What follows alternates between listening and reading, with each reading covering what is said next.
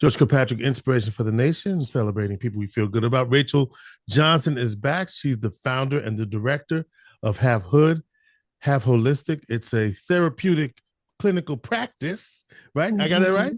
Hmm. Yeah. And really, I mean, she'll tell us a little bit more about what that is, but she's here to also tell us about a great event coming up on September the 27th at Syracuse Community Connections. It's the Man, Black Male Mental Health Summit, Black Men's Mental Health Summit. You got it. How you doing, Rachel? I'm doing well. I'm a little tired, but I am doing well. So we're gonna Let's hopefully I'm gonna give you some energy. All okay, let's get it. Let's get it popping. I love right. it. So the 2025 Black Men's Mental Health Summit will have a number of events. I went to one. Is this the second one, or did I go? This is the second one. You went Okay. to the first one. Yes, I did. Yeah. Okay. Yes. Yes. The first one at Tucker Missionary Baptist Church. And I just found it was a really great space. I Mhm. love the healing. I love the playlist. I still play that playlist. Yes. So there was and what we're talking, I didn't even ask Rachel the things about this particular summit. But anyway, let me just say it was a great opportunity for Black men to get together to be, I hate to use the word, no, I tell you the word I want to use, a safe space for Black men to be free, right? To Hmm. really just, Hmm. right? To just let go and be free and be in be there for one another. That's how I'm going to describe it. And so Absolutely. one of the things that was Absolutely. asked of us was to curate a playlist of affirmative, uh, powerful songs that remind us of who we are. That list is on Spotify, by the way. And so Mm-hmm. every now and It is. again, um, and one of the songs like I love, I am love, I am peace. I love that, right? And so it's just a reminder of who we are. So I did a whole lot of talking. I invited Rachel on to tell us. So quickly, You can talk about this summit at this point. Like what I'm here for. all right. So listen, I'm going to ask you to tell me about half hood, half holistic, because there's a reason for that, and then why we're doing a Black Men's Mental Health Summit. Absolutely. Yes. Well, welcome. I'm happy to be back. Thank you for having me, George. And I'm so excited to just continuously hear about your experience at the summit last year. And we're super excited to bring this back for the second year. But really the context, Half Foot Half Holistic is a space, it's a community, it's a business, it's a practice. Our goal is to create culturally relevant and accessible mental health services. And we center our work with Black folks, Mm, Black men, women, couples.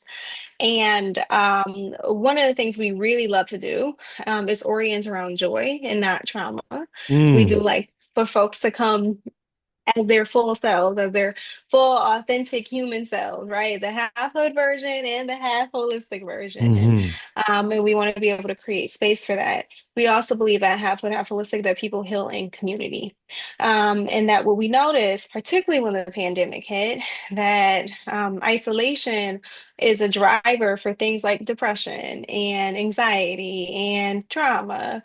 And we wanted to create spaces where folks could not just be in community, but build authentic community with people that we say you ain't gotta ask to welcome me there.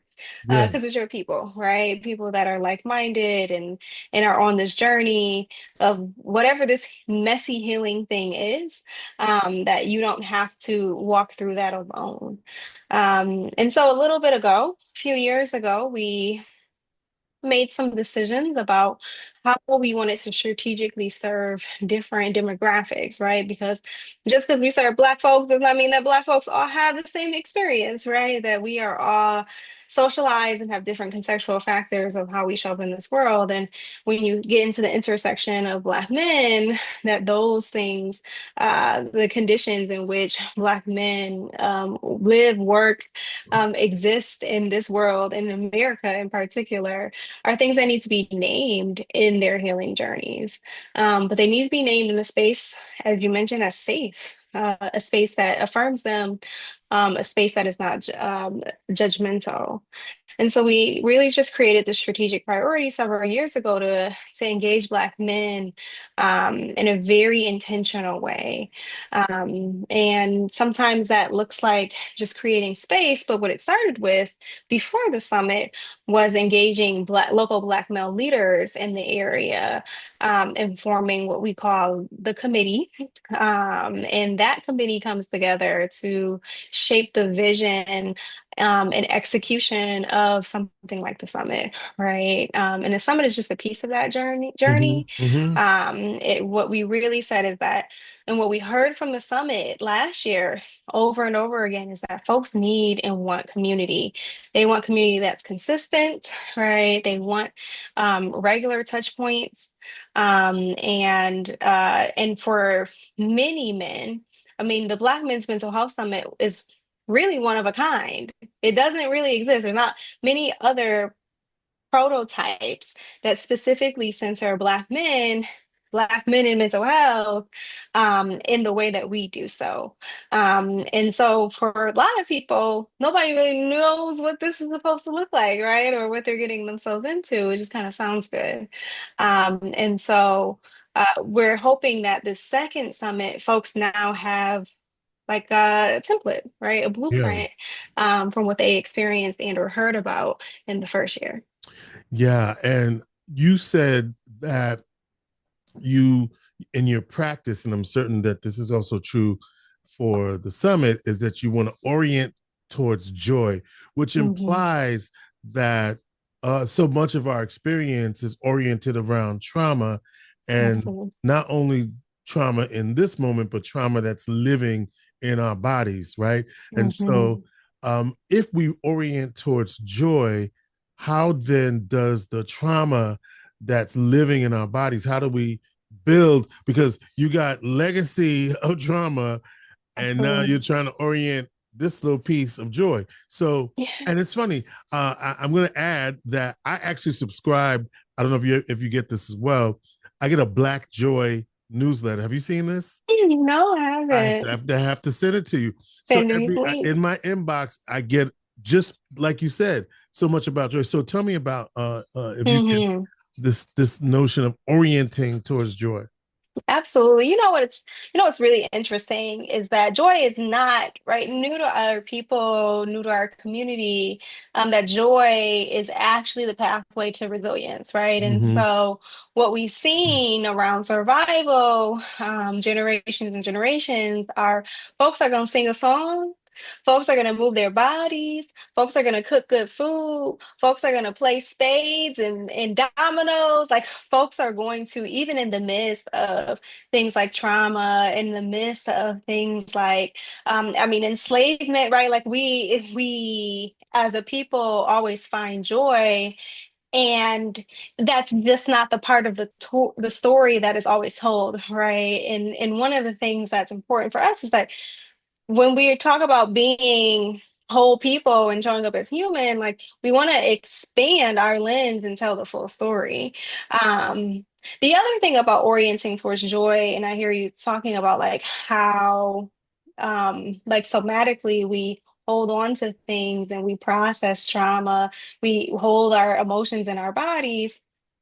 We also we hold emotions, and emotions are generalized. That includes things like joy and happiness and rest and things that at this point in time produce discomfort for us, right? Because we don't allow ourselves to sit in them too long, right? Because we are conditioned, not because we're not people that can't experience joy, but because we are conditioned, right, to say, oh, like, I'm resting too much. Like, I gotta find something else to do. Or like, I think there's lots of history and context there, but I think we've been conditioned to believe that joy is a luxury. We've been conditioned to think that joy doesn't live in our bodies. We've been conditioned to believe that, like, we are doing something new and different when really we are not, right?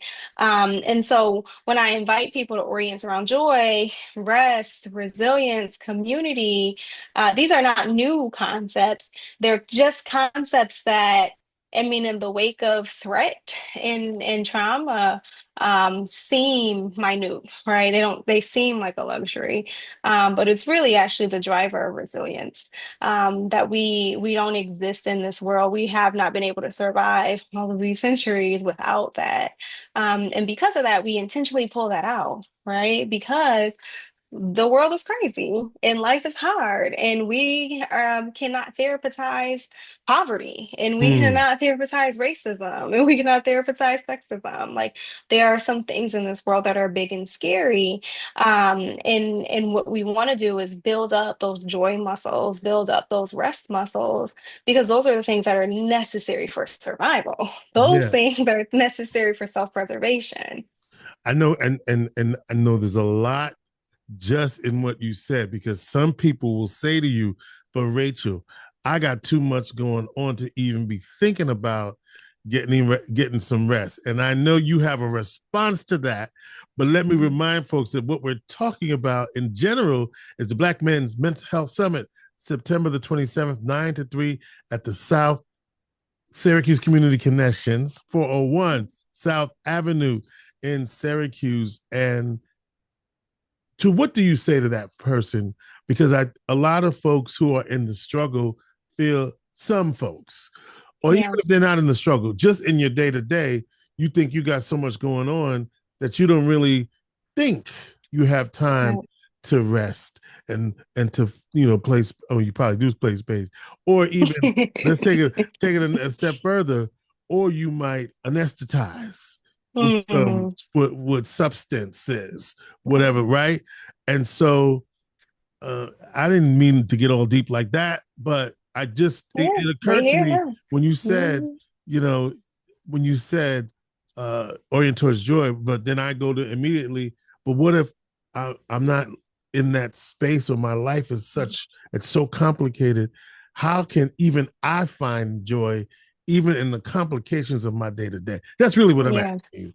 Absolutely. And it's a great question, right? Because one of the things we won't do is we're not selling a product here, Right, right? right, right, I'm not selling joy, right? right, Like right, that. right. What I'm offering is that, that joy is a part of that discussion, and it's a part of, the ways in which really like survival can exist. So one of the things I think about is,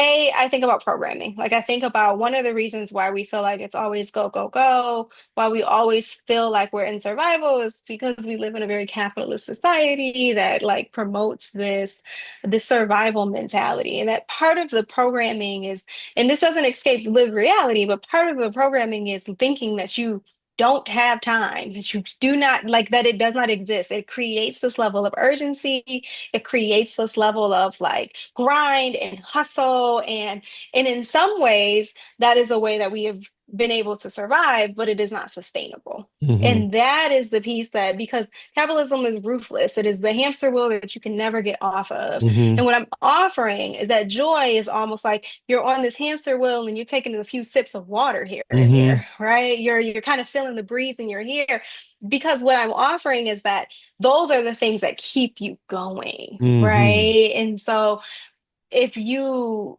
are in a place where you feel like, joy is not possible, rest is not possible, I have all of these things going on, I have all these stressors, like, what I am saying is that tapping into and finding moments of joy, tapping into finding community, tapping in and finding rest is what helps you be sustained, right? Like that you will burn out much quicker. And in the case of Black folks, you will have health ailments. You will die. Like that's your It's that the consistency of that. There's lots of studies and like, I mean, physical reactions, going back to your piece around somatic healing, that there are lots of studies that correlate things with, every time you go to the doctor, they say, lower your stress, lower mm-hmm. your stress, Mm-hmm. lower your stress. They don't offer any practical ways to do it. They just say you need to lower your stress, because they understand that stress is the key indicator to many health ailments, right? Including having a shorter term of life. Right. The opposite of stress, right? Or one of the ways that you can manage or lower stress is by countering it or creating more moments of joy, rest, and community. So one way you could do that is at the Black Men's Mental Health Summit, June. I don't know why I said June.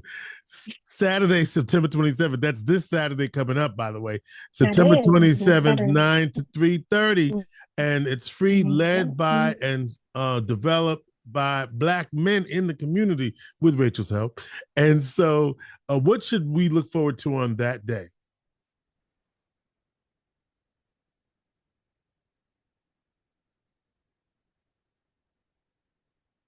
One. Yes, George, we are so excited about this summit in particular. As mentioned, this is our second annual summit of this type. We're hoping to double attendance from last year. We have some really great sponsors. Our keynote speaker this year is Kenji Summers, hailing from New York City. He's coming in to spend the day with us.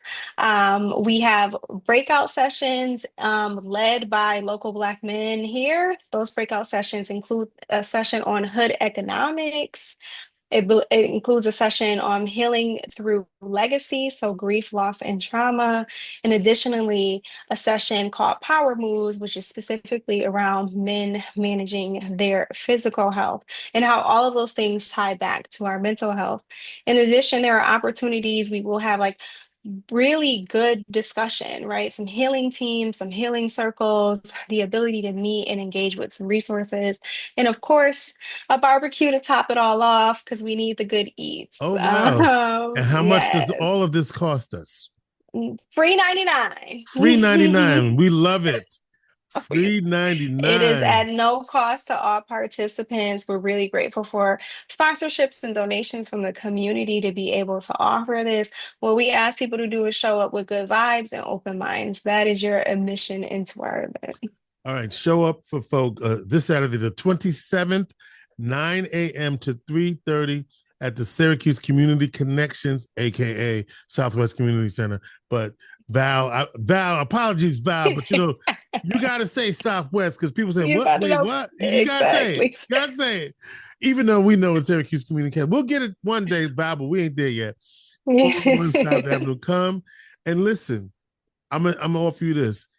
What maybe you can't be there for the whole day, but get a piece of it. Get a piece of it. Because I know last year I got as much as I could get. And I said, Rachel, send me that playlist. That playlist? Listen, you know what we're gonna do? Can I just create a link, or can you just give me the link? Mm-hmm. And yeah. And it's then it's an open playlist. Yeah, so we'll just send you the link, and you guys on this episode just click on the bottom, and you'll have the Black Men's Mental Health Summit playlist. Positivity, got a little Tupac in there. You got a little bit of everything in there, and some songs I never heard of, which that was the beautiful thing to be able to share in that experience. But really, it's all about creating community. And listen, again, get as much as you can, get a piece of it. If you can stay the whole day, do that too. But I tell you one thing, you're gonna make some power moves. You're gonna understand some hood economics, and one of the things I'm really, really happy, but also grateful that you're doing is the grief and legacy, because that's also a key to some trauma for us, right? Absolutely. That we haven't been able to grieve. So some things that's going on in our community. Listen, this whole time we're in could be re-traumatizing for folks, right? Okay, but we're gonna resist. I was saying to someone the other day. Now I was listening to a show today around where we are in this country and the threats to Black folk and the terror. It's really terror, to be honest with you. It is. What is they're telling you in your face that that's what they're going to do to you, right? My thing is this. And this is my little suggestion. I was going to say it on my own stuff, but I'm going to say it here. You ain't got to tell everything you're doing about the resilience of how we respond on social media. You ain't got to do all that. Listen, just go in the back room, around the way, have your conversation, and then do what you got to do. You ain't got to, because you know what? We got to be we're a little bit more strategic, because guess what? Back in the day when they didn't have Facebook, Twitter, and TikTok and all of that, they didn't broadcast everything that they was going to do or how they felt about everything. But you know what? You felt how they felt, because they made you feel them with the moves that they make. So Take a deep breath, George. Take a Okay. deep breath. I'm because I'm really thinking, Mhm. they got us in a trick bag right now about we're gonna fix this though. I just believe we're gonna fix this, but I ain't Mhm. gonna tell y'all on the air. How we gonna do it? That's we're gonna go to fair. that. We're gonna go to that mental health summit in the back, and we're Hmm. gonna get this In done. the back Okay, room, the war we're gonna room, get it done. right? All right. Listen, Rachel Johnson, halfholistic.com, but also is this on Eventbrite? The or just go to your website to sign. On the website, yeah, Yeah, registration is right on the website. right. Yep, Please under our register. upcoming events. Please Please register register. so they know you coming.